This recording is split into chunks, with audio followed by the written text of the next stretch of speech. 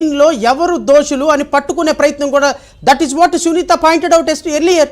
మొన్న ప్రెస్ మీట్లో పాయింట్అవుట్ చేసింది ఆవిడ అదే కదా. మా అన్న నాకు సహకరించకపోగా, మా అన్న ఎవరు దోషులో నిర్దోషులో ఎవరు పట్టుకోవడానికి ప్రయత్నం చేయకపోవా, ఒక ముఖ్యమంత్రి స్థానంలో ఉన్నటువంటి మా అన్నే నాకు సహకరించకపోతే వేర్ షుడ్ ఐ గో? ఈ ప్రశ్న ఆమె అడిగింది. దీనికి సమాధానం చెప్పాలి కదా ముఖ్యమంత్రి. నెంబర్ 1, ఎందుకు నువ్వు పిటిషన్ విత్డ్రా చేసుకున్నావు? నెంబర్ 2, ఎందుకు మీరు ముఖ్యమంత్రిగా ఉన్న సమయంలో దోషులను పట్టుకునే ప్రయత్నం లేదా? Whether it is Chandrababu Naidu or it maybe Sunitha, ఎవరు దోషులు దీని వెనక దీన్ని తెలచాలి కదా.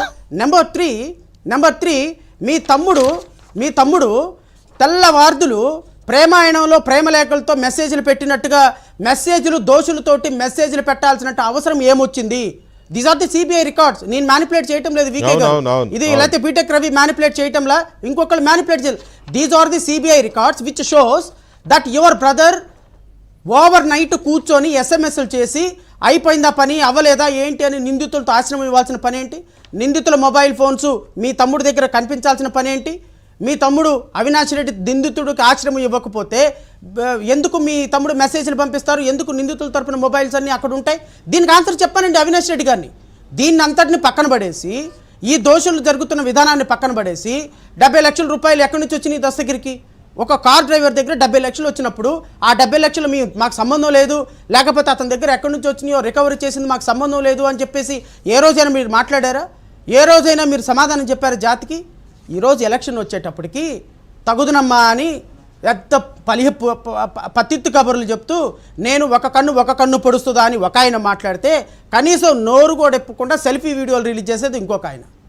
నేను వాళ్ళని దోషులని నేను అనటం లేదు వీకే గారు, వాళ్ళు దోషులు అని ఆధారాలతో సహా central bureau of investigation charge sheet వేసినప్పుడు సెంట్రల్ బ్యూరో ఆఫ్ ఇన్వెస్టిగేషన్ వేసినటువంటి ఆధారాలని మీరు తప్పని అంటున్నారా? అవి మ్యానిపులేటెడ్ అంటున్నారా? మ్యానిపులేటెడ్ ఆధారాలు అయినప్పుడు మీరు కోర్టుకి ఎందుకు వెళ్ళటం లేదు? సిబిఐ మ్యానిపులేషన్ చేసింది.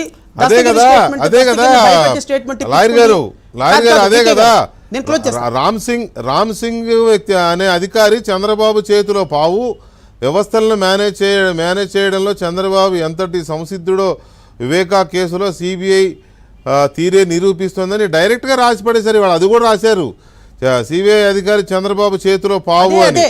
అంటే చంద్రబాబు మేనేజ్ చేస్తున్నాడని. ఒక్క నిమిషం శ్రవణ్ గారు, ఒక్క నిమిషము వికే గారు, నేను మాట్లాడేస్తా. Dastagiri confession statement